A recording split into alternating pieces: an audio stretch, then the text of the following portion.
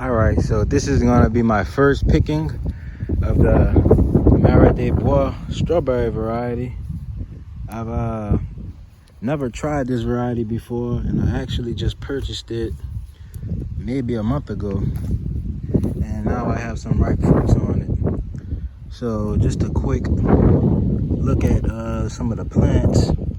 You can see they have this deep red stem, very beautiful color to it. Almost maroon crimson type of color, so that's very beautiful to look at, very attractive. Have some scarlet strawberry runners mixed in here.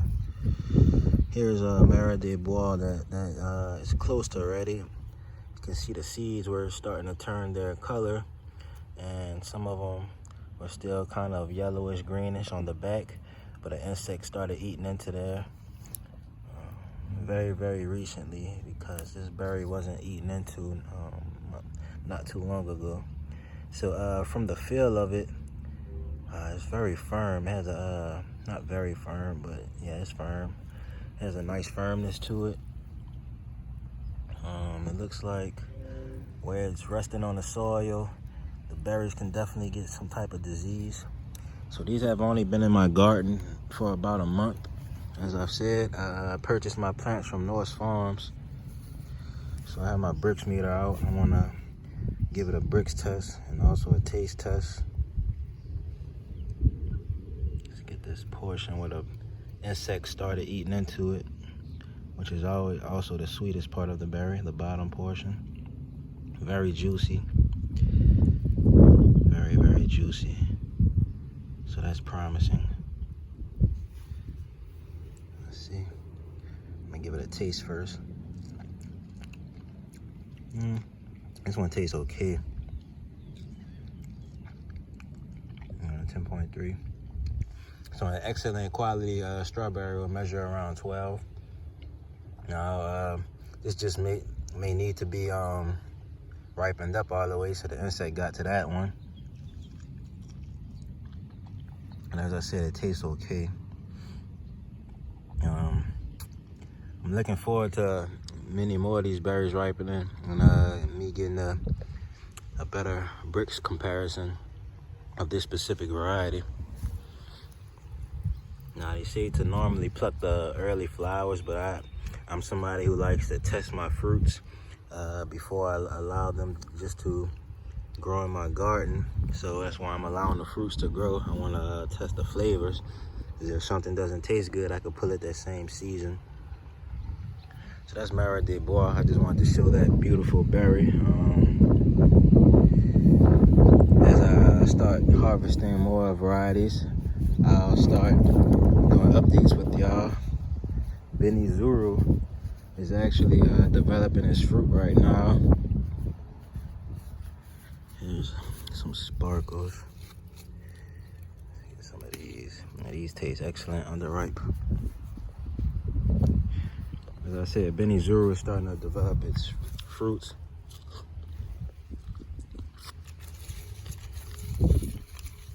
Here you can see some flower clusters. And if we open up, I have some radish interplanted to help shade them out. And they're also producing runners. If we look here, you can see some fruit swelling. Just find that larger one that I saw the other day. Benizuru seems to be very slow growing, but nonetheless, the fruits are growing. Now here you can see a much larger one. So that's my closest one to being ripe at the moment. Like I said before, I believe this to be an ever-bearing variety and not a June-bearing, just because it's not producing high amounts of fruits all at one time, and because a USDA website that I was reading about this variety on, they also stated that this variety is ever-bearing.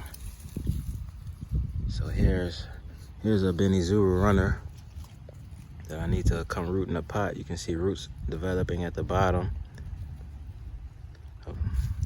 And that's already sending off another runner.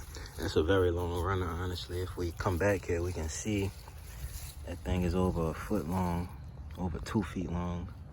It may even be 2.5 feet. So that's the Benizuru plant, and this is the super long runner. From what I read online, Benizuru was bred to be a greenhouse strawberry. You can see some more runners right here, traveling in their own directions. So that's what I have going on right now. I think I have some Benizuru over here starting to flower too. Yeah, so these are starting to flower.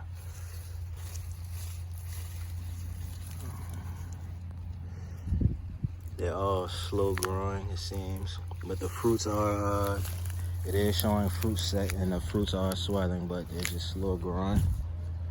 And that's about all for right now. Just been picking strawberries every day, every other day from my other varieties that have already started producing. Scarlet. You can see this one is just,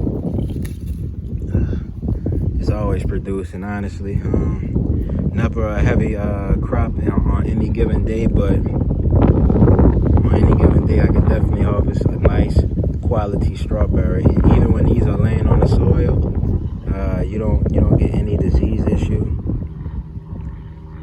See that? That was just dirt on there. You don't get any disease issue. The berries stay pristine.